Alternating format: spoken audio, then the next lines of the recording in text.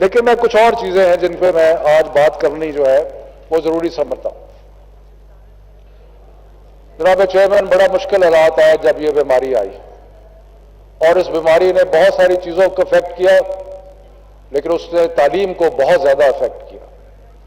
تعلیم کو اس لیے افیکٹ کیا کہ بیماری کے جب حالات خراب ہوئے تو سب سے زیادہ یہ بار بار یہ فیصلہ کیا گیا کہ اسکول جو ہے اور تعلیمی ادارے جو ہے وہ بند کر دیے جائیں. تو میں آپ کو یہ بتانا چاہتا ہوں کہ ہم نے مل کے، اور خاص طور پہ اس چیز کو میں ایمفسائز کرنا چاہتا ہوں کہ چاروں صوبوں نے اور آزاد کشمیر اور گلگت بلتستان نے، ہم نے سب نے مل کے فیڈرل گورنمنٹ کی، فیڈرل منسٹری کی انیشیٹو پر ہم نے جو بین الصوبائی وزرائے تعلیم کی جو کانفرنس تھی اس کو ہم نے فعال کیا، اور فعال کرنے کے بعد جتنے بھی فیصلے تھے اسکول بند کرنے کے، اسکول کھولنے کے، اور ایگزامز کے اور باقی چیزوں کے فیصلے جو تھے وہ ہم نے مشترکہ مل جل کے کیے. خاص طور پہ آج میں یہاں پہ امتحانات کا ذکر کرنا چاہتا ہوں. مجھے بڑا افسوس ہوا کہ کچھ ہمارے ساتھی جنہوں نے یہاں سے تقریریں کی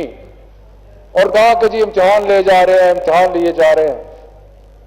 میں آپ کو بتانا چاہتا ہوں کہ پچھلے سال ہم نے فیصلہ کیا کہ ہم بیماری کی وجہ سے امتحانات نہیں لیں گے، جس میں ہم نے میٹرک، ایف اے کا کوئی امتحان نہیں لیا، کیمبرج کا کوئی امتحان نہیں لیا. اور اس سے جو ہمیں تجربہ ہوا وہ بہت ناخوشگوار تھا. اور میں بار بار میں نہیں کہہ رہا، ہم کہہ رہا ہوں، اور ہم اس لیے کہہ رہا ہوں کہ اس میں سندھ کی حکومت، جناب پیپلز پارٹی کی حکومت ہے، سعید غنی صاحب ان کے وزیر ہیں، بلوچستان میں ایک مخلوط حکومت ہے، آزاد کشمیر میں پی ایم ایل این کی حکومت تھی اور ہے بھی ابھی تک، اور گلگت بلتستان میں بھی پی ایم ایل این کی. سب نے مل کے تجزیہ کیا، اور تجزیہ کرنے کے بعد ہم اس نتیجے پہ پہنچے کہ امتحان نہ لینے سے بچوں کی تعلیم کا کوئی شدید نقصان پہنچا ہے. اور اس کے علاوہ جو کیمبرج ایگزام تھا اس میں اسکول اسیس گریڈز آئے، اس میں بھی بہت سارے مسائل اور بہت سارے پرابلمز نظر آئے. تو اس کے بعد سب نے مل کے ایک متفقہ طور پہ ایک اصولی فیصلہ کیا، اور اصولی فیصلہ یہ کیا کہ کوئی گریڈ جو ہے وہ امتحان کے بغیر نہیں دیا جائے گا. اس لیے اپریل میں سب سے پہلے کیمبرج کا امتحان آیا. بہت زیادہ بیماری فوراً شوٹ کر گئی، لیکن ہم نے امتحان کو آگے کیا، امتحان کو ختم نہیں کیا، اور A2 جو ان کا فائنل ایئر ہے اس کا ایگزام لیا. اس کے بعد اب امتحان آ رہے ہیں 9ویں 10ویں 11ویں 12ویں کے. اس چیز کو مد نظر رکھتے ہوئے کہ بچوں کو موقع نہیں ملا سارا اپنے کورسز کو کمپلیٹ کرنے کا، ہم نے کچھ کورسز مل کے، اگین میں نے نہیں، سب نے مل کے فیصلہ کیا کہ جو کورس ورک ہے اس کو کچھ کم کر دیا جائے. وہ کم کیا، کہیں 20% ہوا، کہیں 30% ہوا، کہیں 40% ہوا. اس کے بعد یہ بھی فیصلہ کیا گیا کہ امتحانات جو ہیں وہ جب زیادہ پریشر پڑا بیماری کا، اور ہم نے تجزیہ کیا دوبارہ، تو ہم نے کہا اچھا اس طرح کرتے ہیں، اس سال جو صرف الیکٹو سبجیکٹس ہیں ان کا ہم امتحان لیتے ہیں، اور جو کمپلسری سبجیکٹس ہیں ان کا امتحان نہیں لیتے، اور ڈیٹ بھی 1 مہینہ آگے بڑھا دی.